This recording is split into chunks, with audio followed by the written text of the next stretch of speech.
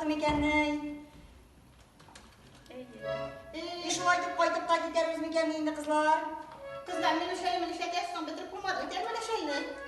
Apa bir defa kırma gidip de yaşalığını başlayıp bitirip tapşırıp zalla işte.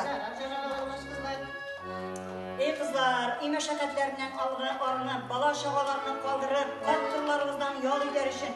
Mındı işraşılar işrak bu sefer de artık tügelir benim şey.